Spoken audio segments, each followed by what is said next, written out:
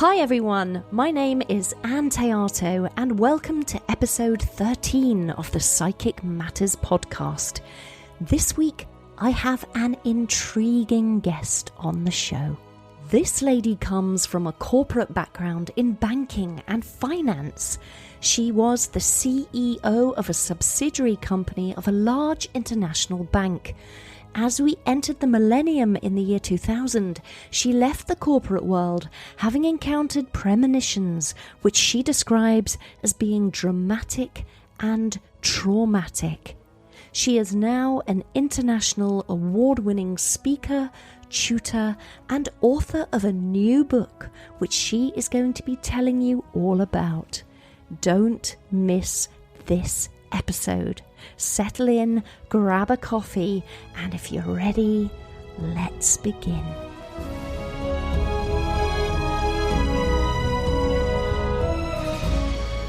Ann Treherne, welcome to Psychic Matters. Thank you, Anne. It's a pleasure to be here. Thank you for having me. Oh, it's great to talk to you. So I'm going to let you introduce yourself to the listeners and let you tell them who you are and what you do. Okay, well, hello everyone. My name's Ann Treherne, and I'm chair of the Arthur Conan Doyle Centre in Edinburgh, Scotland. The Arthur Conan Doyle Centre is a spiritual centre for the mind, body, spirit, but we aim to be a resource for the whole community. So we have yoga and Tai Chi and meditation, but we also do things like art and music and things that will encourage the general public into our building. But my background, before all of that, my background is in the corporate world, in banks and building societies, finance basically. And I was a career woman, I was a workaholic, I was very driven and determined and successful, and indeed I got right to the top in that industry. And that was unusual, a woman in a man's world getting right to the very top. But I was so driven and determined that I crashed through many glass ceilings, and I'm sure there's many listeners listening to this identifying with that. So I was so focused and determined and driven, and there was no room in my life for anything else apart from work. My world, however, came crashing down around me because of premonitions. And so that's what changed my role in life, I suppose, from being the career woman onto this strange path of psychic mediumship and the paranormal. Wow. And so tell us about these premonitions. So that's a big thing to have happened to somebody who was, like you say, a career woman, workaholic, and then suddenly, did this suddenly happen, or is this something that happened to you throughout your childhood? They were dramatic, but they were also traumatic when they later came true. I have been a psychic investigator for over 20 years now, and I know now that premonitions tend to happen in your hypnagogic or hypnopopic state. Now that's the in-between stage when you're either falling asleep at night or waking up in the morning. But that didn't happen for me. For me, my premonitions happened when I was busy, when I was at work, when I was driving my car or sitting at my desk. So this was a new phenomenon for me. It was weird, it was frightening, and as I say, traumatic when they eventually came true. And they started off as a flash of an image in my head, just an odd flash of an image, not a very pleasant image. It was of blood and dead bodies, and I discounted it as soon as it had flashed into my head and wondered where it had come from, because I don't like horror films or scary movies. I hate things like that, and hadn't seen anything like that, so couldn't understand why this image would suddenly drop into my head. And where were you at the time when that came in? Where were you? Were you at the photocopier or? It started when I was driving my car. My first image happened when I was driving my car. And in my past life, I am also a qualified driving instructor. So when I say I'm driving my car, I was driving at speed on the motorway. It wasn't as if I was daydreaming or dawdling along the road. I was focused on my driving. So it was odd that such an image should drop into my head at that time. Oh my goodness. And before we go forward and explore what that was, I just want to go back. You were this corporate businesswoman, very focused on your career, and you say that you've been a psychic investigator for the past 20 years. Did you become a psychic investigator once you had premonitions, or did you have premonitions and then became a psychic investigator because of it? I became a psychic investigator because of it, simply because I was actually traumatized when this premonition came true, and I didn't know what to do about it. I had to find an authoritative source who would help me figure out what was going on in my head and why I should have this premonition of what was a national tragedy. People were dead. Children were dead. And I felt responsible for that. So I had to find someone to help me. And I found Professor Archie Roy of Glasgow University, Emeritus Professor of Astronomy, but in his spare time, he was a psychical investigator, a ghostbuster. And he was president also of the Society for Psychical Research in London at that time, and he had set up his own organisation in Scotland, the Scottish Society of Psychical Research. So when I tracked him down so he could help me with my premonitions, he promptly recruited me to his organisation and suggested that I would be a good psychical investigator. Now, I can honestly say I knew absolutely nothing about that at that time and thought it strange that he should suggest this. But I later found out that he had method in his madness. The reason he wanted me was, apart from my premonitions, was the fact that I lived in Edinburgh and that organisation was in Glasgow. So they needed someone in Edinburgh to assist their one and only investigator that they had in Edinburgh, because they hunt in pairs. You have to undertake your psychical investigations in pairs. It's unsafe for both you and the client to go on your own. So you need a note taker. So I was recruited as the note taker back then. What sort of things, what cases did you work on? What kind of things were you investigating? Oh, all sorts of weird and wonderful things. But I tell in the book of one of the first examples of being invited to go on a vigil. Now, I didn't know what a vigil was at that time, but a vigil is basically staking out a haunted house or a haunted location where the team of psychical investigators go en masse to a certain location, and they basically stake it out. So they will be allocated different rooms to sit in. And so this was one of my first experiences. And I was surprised how scared I was. I'm not any longer, but as a novice investigator going into what is reputedly a haunted house and sit with strangers in the dark throughout the night until the dawn was a scary experience for me. But since then, I've encountered many weird and wonderful experiences. Oh my goodness, it sounds absolutely fascinating. Now, earlier in that piece of information you just gave us about being a psychic investigator, you said in the book, I talk about this. Tell us about this book. Well, the book is called Arthur and Me, and it's about Arthur Conan Doyle. And as it says on the front of the book, it's the true story of Arthur Conan Doyle communicating from beyond the grave, which culminated in the foundation of the Sir Arthur Conan Doyle Centre. And so that's basically what's in the book.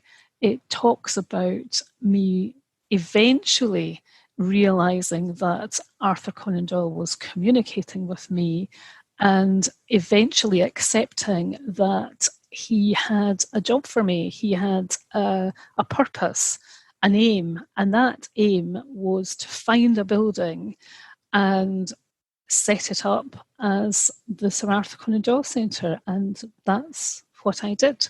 So the book tells about that story of me starting off in corporate life as a career woman, an executive at the top of financial services, and crashing out of that life because of traumatic premonitions, finding Professor Archie Roy, who I virtually stalked until he assisted me with my visions, my premonitions that I didn't know what to do about, recruited me, and I then started to develop my own psychic mediumistic abilities by setting up a home circle.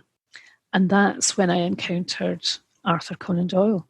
This is incredible. I want to unpack it a little bit, if I may, Anne, and just investigate myself a little bit more about the detail of this. I think we have to go back to the premonitions that suddenly started to appear when you were driving along the motorway and you had this traumatic image of bodies and blood. You didn't know what that was at the time, and then obviously that it was a premonition, so it came true. So how did you find out that it had come true? How did that sort of work out, that premonition, from when you first had it to when it became true? And then the second question after that will be, Anne, I can understand how you met Professor Archie Roy, but I'm interested, and I'm sure the listeners would be interested in how you explained to him what you experienced. Okay, so the images started, the first one started when I was driving the car, and it was this image of blood and bodies. And the images continued over following weeks, and they became more detailed and more frequent. And as well as the images, there was this overwhelming desire, this urge that just could not be satisfied to do something or tell someone. And it was driving me mad. It was just driving me nuts because it kept going on and on and on. And each time I would get the premonition, of course, I didn't know what it was at the time, but each time I would get these visions, I got a bit more information and a bit more information, along with this urge to do something or tell someone. Yes. And so one morning, as I drove into work, into our head office building at that time, which was a large building, large open plan building. And of course, being the workaholic, I was always there before anyone else. Right. And I walked through this sea of desks one morning, no one else there, but I passed through the training department en route to my office, which was at the far end of the building. And there, sitting at her desk, was the head of training and development. She was obviously in early too. And on a whim, I just asked her if she was free at lunchtime because I needed to talk to someone. Now, I think she would think that there was something wrong, that there was something uncharacteristic of me to say to anyone that I needed to talk to someone. Yes. But she took me at my word, and we met in the pub. So I told her that I had seen these visions in my head and I just needed to tell someone about it. So I told her that I could see a gunman and he was walking through a building shooting people. And when I think back now, if someone had told me that in the pub, I think I would have called the men in the white coats to come and take her away. Yes, you've been working too hard. Exactly. She must have thought I had lost my mind, or yes, work had got to me eventually. But she took me at my word, and I swore her to secrecy. At that point, she wanted to tell the police. And I said I couldn't tell the police because I didn't know where it was. I did know that it was going to happen in Scotland and not England. Right. But I didn't know where it was going to be. She decided that she thought she knew why I was getting this information and that it was our building, our head office building, and that a gunman was going to come and shoot everybody in our building. But of course, I knew it wasn't that. I would have recognised our building. I didn't recognise where this was. I just knew that a gunman was going to come and shoot people in a building whilst they were sitting at their desks. Oh my goodness. So what did you do then? Then so she said go to the police, you said no. And then you went to Professor Archie Roy? No, not at that point, because it hadn't happened then. So after I told her, and I swore her to secrecy, because one of her other solutions was, I think because she was so convinced that it was our building that was going to be subject of attack, her solution was that we should go and tell the executive management, the board of directors. Now, that really freaked me out because, of course, I had this very successful career. I had got right to the top, and suddenly it was about to be diminished. It's about to crumble. Exactly. By her deciding that she should tell our executive management that, one of their senior managers was having these visions. And I could just see myself being dismissed on the spot or burned at the stake as a witch. So my reputation, and indeed the reputation of the organisation in which I worked, would have been ridiculed somewhat. Yes. To think that a senior manager was having these thoughts, these premonitions. And I think especially at that time, because, okay, it's a lot more talked about now, but this was how many years ago, Anne? Yes, this was more than 20 years ago. Yeah, exactly. So all of those things, I mean, I can't imagine the pressure that you were under at the time. Well, that's right. And as I've mentioned before, a woman in a man's world getting right to the top and being a senior manager, being very successful in that industry, it took a lot of doing. Yes. And so my position would have become completely untenable had any suggestion that this career woman was suddenly having these visions, these premonitions. Yes, because you also stand for other women, don't you? And you don't want to be seen as the hysteria, exactly. Other women that will come after you to take those positions. Exactly. And I'm pleased to see there are more women in senior positions now. Still not enough, but it's becoming much more acceptable now than it certainly was then. And so I interrupted you a little earlier when you were going to say what you did then. So what happened next? After I told her and swore her to secrecy and convinced her not to tell our board of directors, the urge to do something and tell someone was gone. And so were the premonitions, so were the visions, and I went back to normal. And it was almost as if it hadn't happened. It had just completely disappeared. And I suppose I forgot about it, and I just went back to work as normal until a few days later. And I was working in Glasgow at that time, and my car had been parked in one of the multi-storey car parks. And as I walked back to it later that evening, put my key in the ignition, and the radio burst into life. And that's when I heard it. There had been a shooting in a school in Scotland, and people were dead, children were dead. And I felt it was all my fault. So I was completely traumatized by that experience, as you might imagine. Oh, I can hear it in your voice. I can still hear the emotion in your voice as you speak. And yes, you're correct. You will still hear the emotion in my voice, because I get emotional each time I talk about it, because it still affects me even now, even to this day. So I cannot even imagine what the parents of those children have been going through all of this time. Thank you for sharing that with us, Anne. That's, and being so candid about it. What have you learnt about the premonition process, where we can suddenly get this kind of chink of light into the future, where we catch a glimpse, but we can't pin down what it is? Has that happened to you since, or what do you think that is? How do we do that? How is the human mind capable of seeing those premonitions?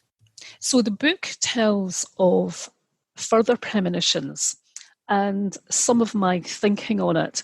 Now, I have to put the disclaimer up front here to say no one actually knows. So there are various theories on this. And so, as you might imagine, I've analysed my own experience back to front, inside out, to try and figure out what happened, what was I supposed to do about it. Can you change it? Can you interfere with the future, as they say?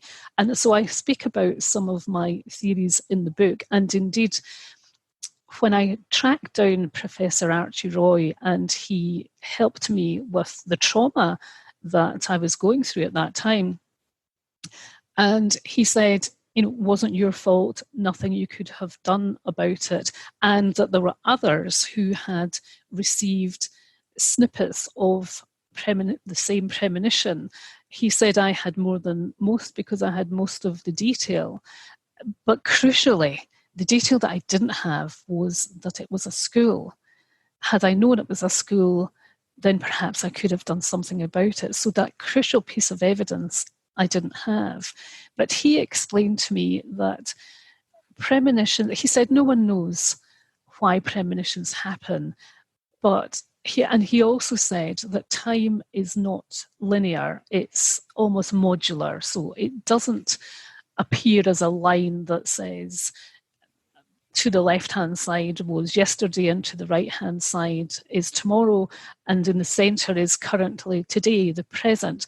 Time is not like that. But if you take that analogy, he said it's almost as if people get transported up the line and you get a quick flash of an image of something that's about to happen, and you're transported back down to the present. Now, that doesn't physically happen, but that was how he explained it, as if you're allowed to see this flash of something that's further up the line. Now, he also said that premonitions tend to be about pending doom and disaster. He said they're never about happy things. And he said it's almost as if an early warning signal goes out, and people that are sensitive enough can pick it up, or they can pick up elements of it. And he said, if we were able to piece together all the different elements that everyone picks up, you could perhaps make up the full picture. But of course, what normally happens is people dismiss it, and then it's only after the event that they come forward and say, oh, actually, I knew that was going to happen. And of course, that's no use in evidential terms for psychical research. My story was more unique to him, more interesting to him, because I had confided in someone beforehand. And that wasn't a friend, it was a work colleague who I knew, but there was no suggestion of collusion. We weren't that friendly. So he had independent corroboration of the premonition in my case. Wow. I can't wait to read the book. It's fascinating, the concept of time and why we are able to just get a piece of it. And like you say, the often they're about doom or something traumatic. And I do understand that. I remember in January saying to my daughter, something's happened. It feels like a tsunami, but it's not a tsunami. Something in the world has happened and it feels terrible. And she was like, oh, you're nuts. Just pour me some cornflakes.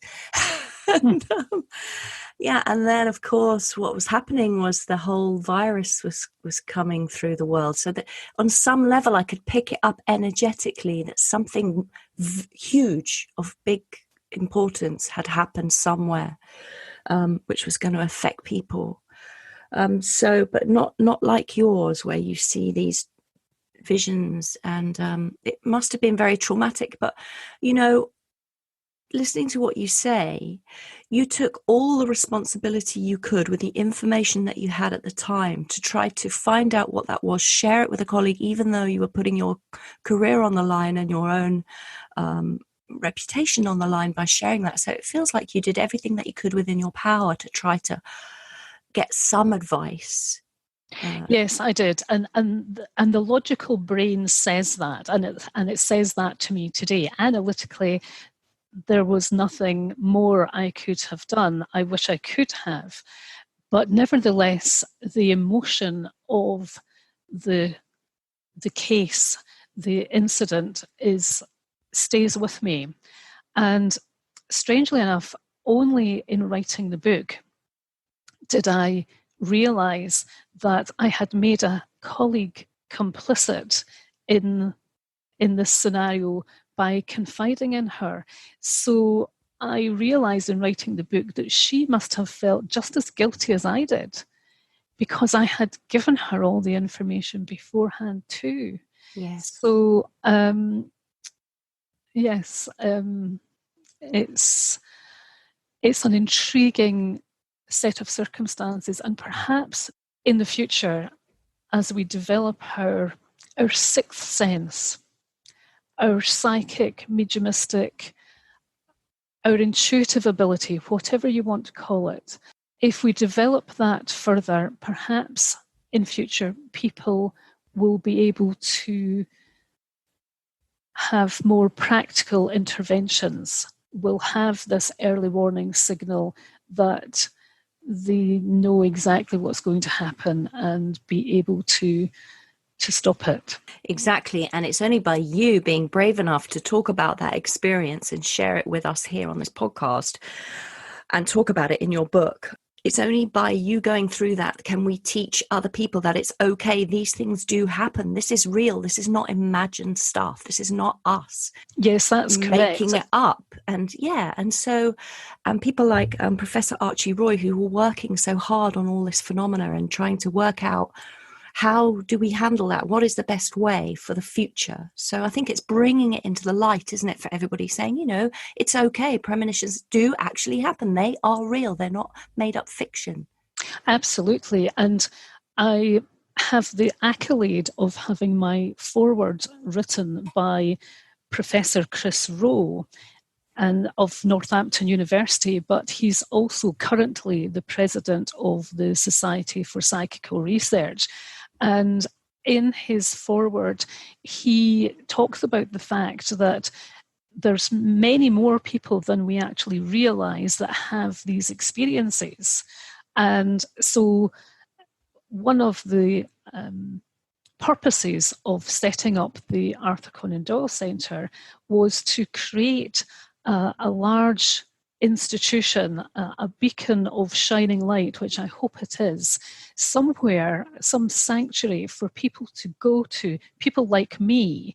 And as I said, there are more of us than we actually realise that have these experiences and don't know what to do about it. So I hope that in setting up the Arthur Conan Doyle Centre, if nothing else, it provides that purpose, that sanctuary, that place of knowledge and understanding and resource for people who have these premonitions to find out more about it in a professional environment. Fantastic. See, so it was all meant to be so that you could help so many people through the centre. Are you able to tell us a little bit, without giving away too much in the book, Are you able to tell us a little bit about how the Sir Arthur Conan Doyle Centre became established, or you said that he appeared to you? Can you talk about that without giving too much away? Yes, of course. So as well as becoming a psychical investigator to research and find out more about these premonitions, I also set up my own home circle for mediumistic development, because it was excellent sitting with the lecturers, the academics, the scientists in the Scottish Society of Psychical Research, and I remain a member. And that gave me an excellent background and grounding into some of the theories of how these things come about.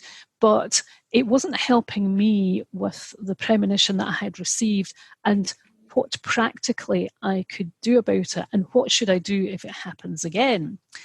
And indeed, Professor Archie Roy warned me that it was likely to happen again. And that was a frightening thought at that time. So I wanted to be more prepared. I wanted to get a better handle on what was happening in my head. So I decided to join various classes and workshops around the country where I could find them. And again, as is my wont, nothing was happening fast enough for me. So I set up my own home circle just with a few friends to sit and develop our own psychic, mediumistic, intuitiveness, whatever you want to call it, and see if anything would happen. Now, I set up one after the other in my home, and each one descended into talking shops, and they were just not as focused as I wanted them to be. So I was about to give up and think this is a pointless exercise when I heard in my head, try again, and third time lucky. And this time we'll tell you who to get in your circle. And they did, started flashing up information now in my head, telling me who the people were I was to recruit for my circle. So I did that, and we began sitting.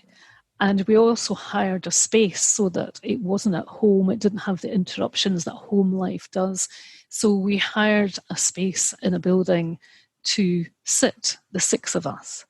And it was as we were sitting that this man appeared to me. And I just described him as an elderly man. He was a large man. He had nice, kind, friendly eyes. He felt like a grandfather to me.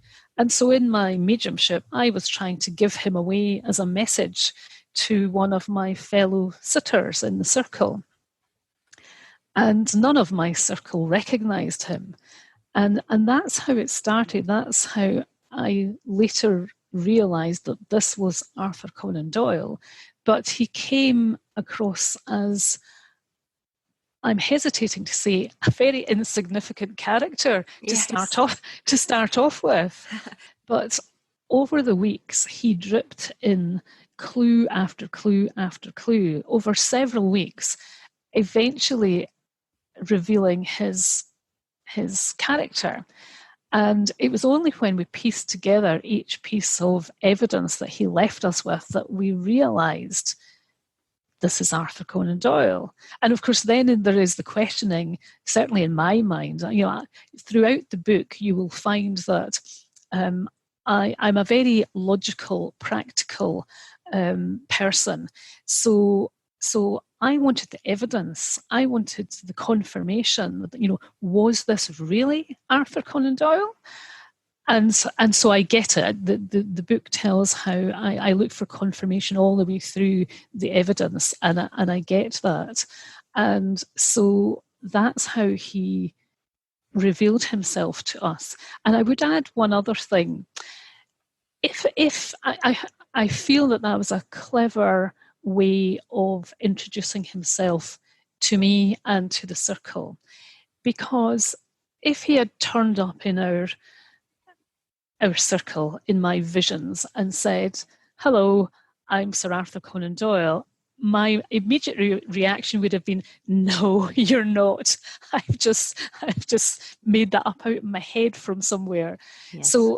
So I think I would have dismissed him if he had suddenly turned up and revealed himself as Sir Arthur Conan Doyle. I would have thought that was incredulous. It's very interesting that he came, as you say, and presented himself as so insignificant in the initial stages for a man who was so significant and who had achieved so much in his life. I find that fascinating. Yes, so do I. And I feel, obviously, I never met the man. He was born 100 years almost exactly before me. But I feel I know his character. But that's from a sensory perception. And so I know he's pretty arrogant. so it must have taken a lot for him to appear just as if he was an ordinary man, which is why I wrongly came to the conclusion that, he must have been somebody's grandfather, because that's how he appeared to me. But as he started dripping in the clues, his character, let's just say he's not particularly a modest man. So that eventually came through his clues and the evidence that he started feeding in through the circle. And at one point, my group were absolutely concerned that this man was here to communicate with me and not with them, even though I kept trying to give him away. Every week I was trying to give him away to someone who would accept the information, and every week they didn't. But one week he told me that I am a knight of the realm. And I thought, that clinches it for me. I certainly don't know anyone who was a knight of the realm. He is indeed, of course, Sir Arthur Conan Doyle. And when we eventually pieced together all the clues that he had given me over several weeks, it was one of the members of my group is a librarian, and it was she who pieced all the clues together and said, I think this is Arthur Conan Doyle. What I don't know is whether he was Sir Arthur Conan Doyle or not. So strangely enough, that was the only piece of evidence that none of us, I'm embarrassed to say, knew whether he was Sir Arthur Conan Doyle or not at that time. Yes. Wow. Are you able to tell us anything about, I don't want to give you to give anything away about the book, but when you're saying he's leaving clues, was that about his things that he'd done in his life? Like, I know that he was once an ophthalmologist, or he was a physician, a surgeon. Was it clues like that, or? Absolutely correct. Yes. So, as I said, he started as an ordinary man, which no one recognised, and so I sent him away. And then the next week he came back and he showed me Surgeons' Hall in Edinburgh. Now, I live in Edinburgh, so I recognise Surgeons' Hall. So I knew it when he showed me this vision of Surgeons' Hall. And along with that, he gave me the impression that he was a doctor. I knew he was a doctor. Now, again, my logical brain stepped in all the time. And that's one of the obstacles, I would say, to mediumship is you need to switch the brain off and not analyse too much and just accept what you get. I still have difficulty with that. So when he showed me Surgeons' Hall, and I had two people in my circle with National Health Service backgrounds, one was a psychiatric nurse and the other one was a social worker, and I felt sure that Jim, who was the psychiatric nurse, must have worked at some point in Surgeons' Hall. He would have worked alongside various doctors, and I felt sure, therefore, that this message, this man, must have been for Jim, because he was showing me Surgeons' Hall. Now, Jim didn't know him from Adam and obviously hadn't met him, wrong time frame again, but that was some of the clues that he dropped in. other times he showed me Edinburgh University, which of course he attended Edinburgh University. And I should say also that in Surgeons Hall, he served there. He served as Professor Joe Bell, Dr. Joe Bell's assistant in the College of Surgeons in Surgeons Hall. And of course, Sherlock Holmes is based on Joe Bell's character. So, when you piece together all the information, all the clues, it all added up. But of course, each piece of information that came each week, no one would accept it from me because I was trying to give this as a message. And so it was dismissed. Each week, the piece of evidence that he gave was dismissed. And so another example was when he showed me Edinburgh University. Again, I recognised that building. And along with that, he showed me a shelf of books, just a bookcase with a shelf of books. And I knew also it came with the information that he was an author, and he was an author of not just one book, but several books. So again, my logic kicks in because we had a librarian sitting in my circle. And would you believe, a librarian from one of the universities in Edinburgh? So again, I thought, well, this man is obviously an author and he's known to the librarian because he's written several books. So she must have met him. She must know who this was. But again, that was dismissed because she didn't recognise him. She didn't know who he was. So these clues all added up until eventually he showed me Sherlock Holmes. And I have to say, by that time, I thought I was going really mad because I couldn't understand why I would start seeing fictitious characters in my mediumship. But that, amongst other things, eventually clinched it that all these clues add up to this could possibly be Arthur Conan Doyle. It's incredible, isn't it? It's so incredible. It is. And even although the librarian added all these clues together for me and said, I think you could be communicating with Arthur Conan Doyle, I'm not sure I totally believed it at that point. The clues did add up. That was true. It did make sense. But as I've mentioned before, throughout this book, I don't take anything at face value. I always look for the confirmation, for the evidence. And so I got it and eventually accepted that indeed it was Arthur Conan Doyle that was communicating. And Anne, does he still communicate with you? Yes, he does. He doesn't have to, obviously he doesn't have to prove who he is anymore. And I believe he was communicating for a purpose. And indeed, that purpose was to set up the Arthur Conan Doyle Centre, and that has been achieved. So that process took between 5 and 6 years of communication from him until we eventually set up the Arthur Conan Doyle Centre. So that was that aim. However, his aim in his life, was to promote spiritualism and to get his message across to the general public, in fact, to the world, that there was life after death. And I believe he's still doing that. And I don't believe I'm unique in that he's only communicating with me. I don't think that at all. I think he'll use any vehicle that will get his message across.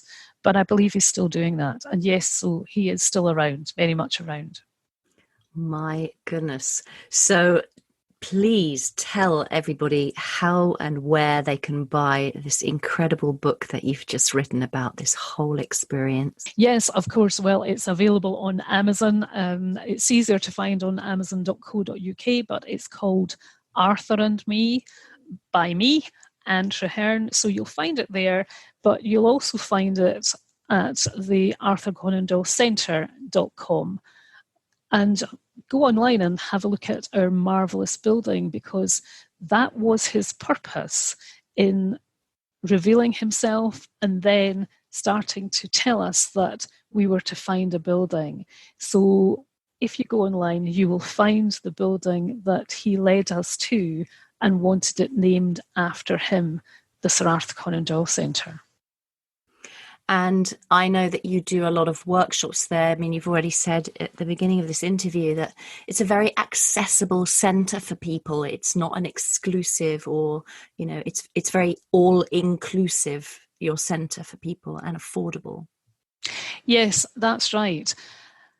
I found that when I started my development and went to various workshops and classes and circles, and I joined the Spiritualist Church, and I found, and still do, that spiritualism generally, and mediumship, all of this stuff, generally gets bad press.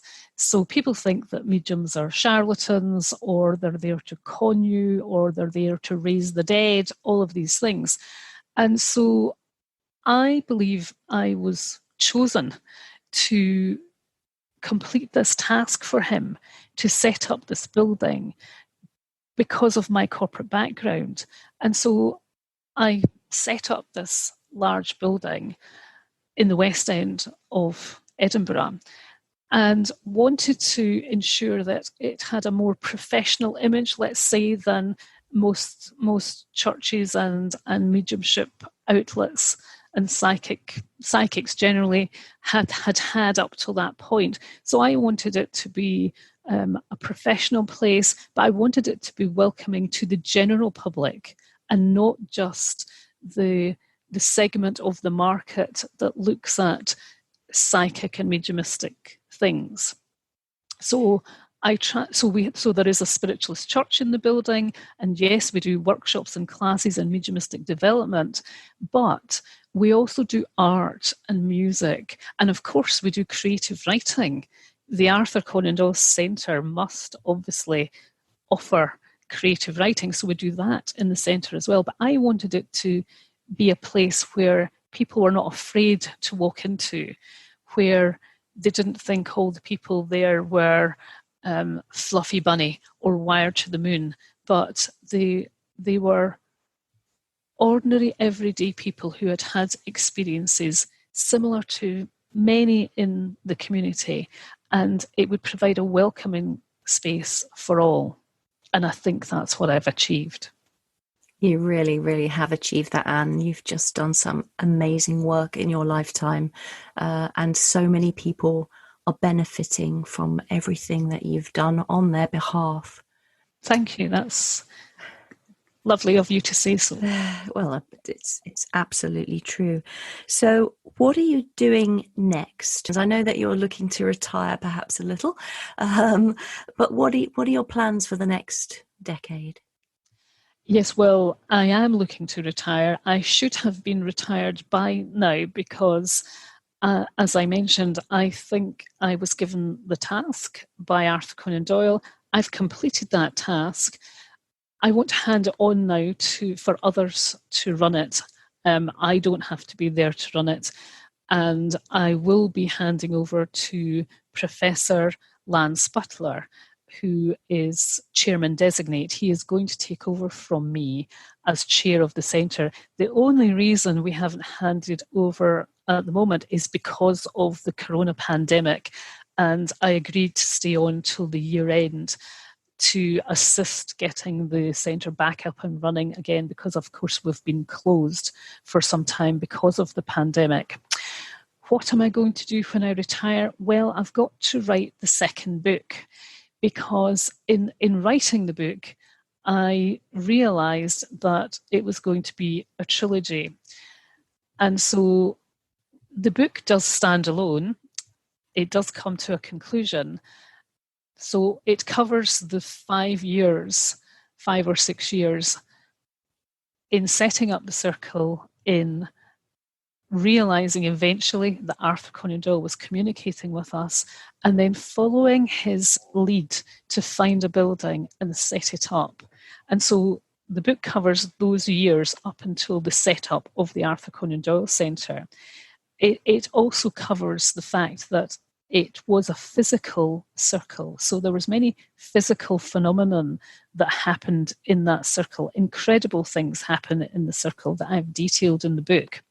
But I finished the book by saying he led us to a building. We found the building. And if you think some of what's in the book is incredible, wait for the next book and find out what happened once we got into that centre. So that's the next book that I have to write, is the first 5 years of being in the centre. I'm absolutely grinning from ear to ear. It sounds so exciting, the second book. Yes, and of course the third book, I have, when I retire at the end of this year, it will be almost exactly 10 years. Well, it will be exactly 10 years in December from when I first stepped into that building and realised this is the building that Arthur Conan Doyle has been telling me about all this time. This is the building I was supposed to find, and this is the building I have to make into this centre in his name. So I will be retiring then. So I say that's 10 years since finding the building. The second book will cover the first 5 years of being in the building, and the third book will cover the 5 years up until now when I'm retiring. So 10 years in the centre. I don't know what he'll have in store for me after that. I just wait and do as I'm told. How about he has in store for you, for all the Sherlock Holmes fans and all the Sir Arthur Conan Doyle fans out there, some channeling where you can channel some writing of his and he can write some more books through you. Wouldn't that be amazing? That would be amazing, but I hesitate on that. And I do not claim whatsoever that I'm channeling him in the book. I was simply following his instruction. And his instruction was that I was to record all the meetings that I had in my circle, which I did.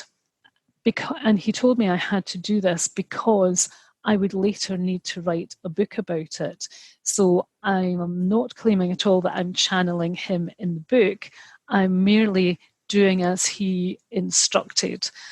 Many people have tried to emulate his style of writing, but I'm not one of them. I don't have those skills, not to his standard. No, absolutely. I was just thinking, wouldn't it be great if after you've written all the books that he's instructed you to write, then you could sit down with him and he could channel through you maybe, but wouldn't that you're absolutely right, wouldn't that be great? Well, you can experiment with that in your own good time. Anne, listen, it's been so interesting talking to you. Just before we finish, there is one thing I know that we haven't mentioned through this interview, and that is that you 5 times you've had a sellout show at the Edinburgh International Fringe Festival. Yes, that's right. Do you want to just mention that as well? Because I think that's fascinating too. That came about through Arthur's conniving again.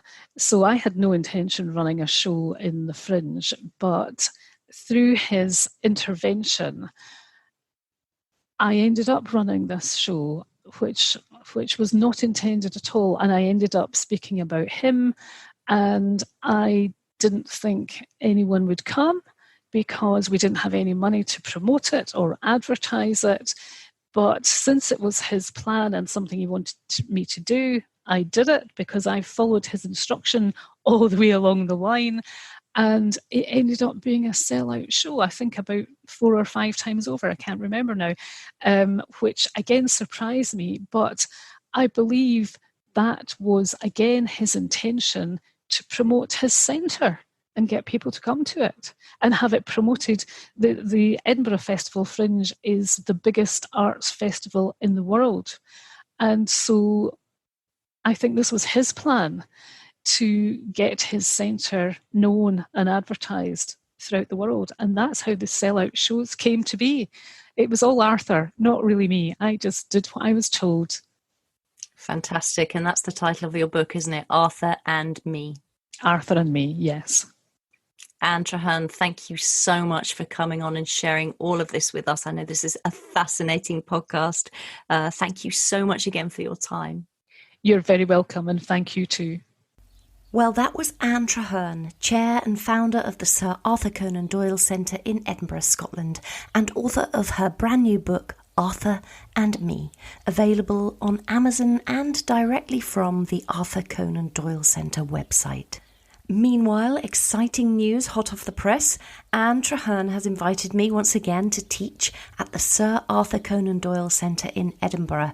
And if you would like to come and take a workshop with me in person, I'll be there on the weekend of Saturday the 3rd and Sunday the 4th of April 2021. Saturday the 3rd and Sunday the 4th of April 2021.